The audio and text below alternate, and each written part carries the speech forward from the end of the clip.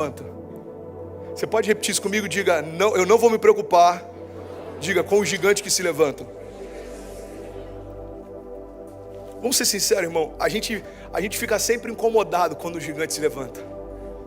E você sabe por que Deus não anula o papel deles na nossa história? Porque o gigante tem um papel fundamental na tua história. O teu inimigo, ele te impulsiona para a visibilidade. O teu inimigo, ele força o teu futuro a tornar-se visível. Você quer um exemplo? Quando Davi chega até aquela situação em que o gigante está afrontando o exército, quem era Davi? Davi era só o entregador de marmita. Davi foi trazer quem tinha para os seus irmãos. Ninguém sabia que era Davi, ninguém tinha prestígio em relação a Davi, ninguém tinha expectativas em relação a Davi. Só que o gigante colocou Davi na história. O gigante fez com que Davi fosse falado até hoje. Mais de 2000 anos se passaram. A gente está em Orlando, na cidade do entretenimento, na nação mais importante da terra. E o que você está ouvindo pela manhã? A respeito da história de um homem pequeno que derrubou um gigante enorme.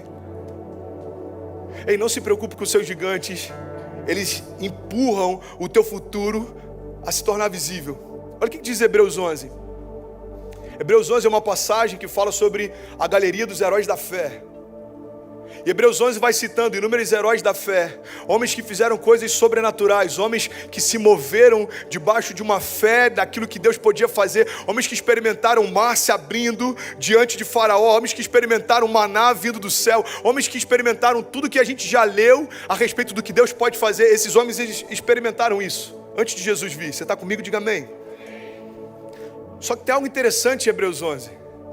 Eu lembro que alguns anos atrás eu estava lendo Hebreus 11 e uma chave me chamou a atenção. Olha o que diz a palavra. Ele vai falando, olha, esses homens subjugaram reinos, esses homens praticaram justiça, esses homens fecharam a boca dos leões, esses homens apagaram o poder do fogo, esses homens escaparam do fio da espada. E algo me chamou a atenção. A palavra não está dizendo que os leões fugiram. A palavra não está dizendo que as espadas contra eles cessaram. A palavra não está dizendo que o fogo contra eles não veio mais. Não, o que a palavra está dizendo é o seguinte: os leões continuavam lá, mas não tinham mais poder de comê-los. A espada continuava se levantando, mas não tinha mais o poder de feri-los. Ei, o fogo continuava vindo sobre a igreja, mas não tinha mais o poder de queimá-los. O que a palavra está dizendo para a gente é que evangelho não é ausência de lutas, mas é ausência de derrotas. Não significa que a gente não vai ser afrontado, significa que a gente não vai ser derrotado. Pastor, essa mensagem é muito triunfalista. Eu sei, mas Jesus, ele é o Deus que pode todas as coisas. Se a gente esvaziar a expectativa do triunfo da fé sobre todas as mazelas do mundo, não tem sentido a gente estar aqui nessa manhã. Pastor, essa mensagem ela é muito otimista, ela é muito positiva. Eu sei, esse é o caráter do Deus que a gente serve. A palavra diz para mim e para você que enquanto estivermos em Deus, nós somos mais do que vencedores. Você sabe o que significa ser mais do que vencedor? Não significa que Deus vai te poupar das lutas, significa que Deus já te deu vitória. É por isso que a gente pode caminhar em fé. Você sabe qual é a loucura da fé? É a gente entrar em todas as batalhas já sabendo o resultado final. Você já imaginou a segurança de um lutador que todas as vezes que entra no ringue sabe que vai vencer? A segurança de um jogador que todas as vezes que entra em campo sabe que vai vencer? A segurança de um empresário que todas as vezes que empreende algo sabe que vai vencer? Então, é essa dinâmica da fé que Deus quer compartilhar com a gente. Ei filho, enquanto você estiver em mim, você já é mais do que vencedor. Está lá em João: se vocês permanecerem em mim e as minhas palavras permanecerem em vós, me pedirão o que quiserem, lhes será concedido. Tem alguém que está recebendo essa palavra?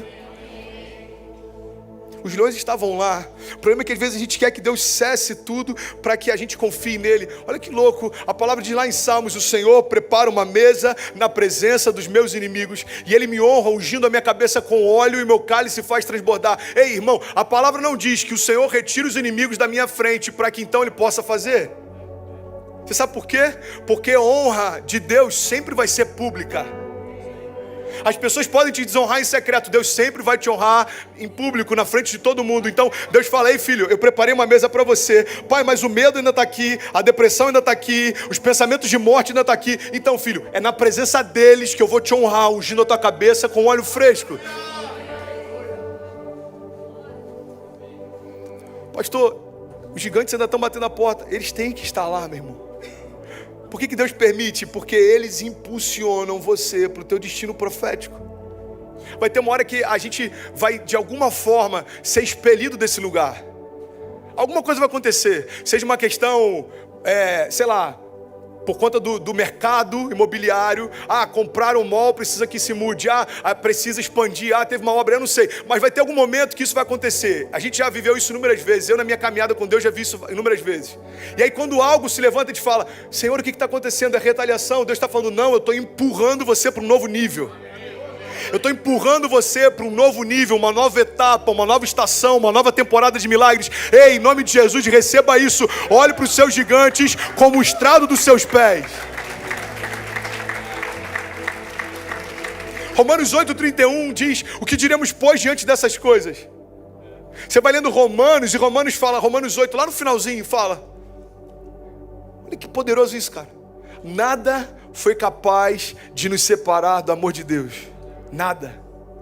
Nem anjos, nem demônios, nem a vida, nem a morte, nem o presente, nem o porvir, nem altura, nem profundidade, nem qualquer outra coisa na criação foi capaz de nos afastar do amor de Deus, foi capaz de nos separar do amor de Deus.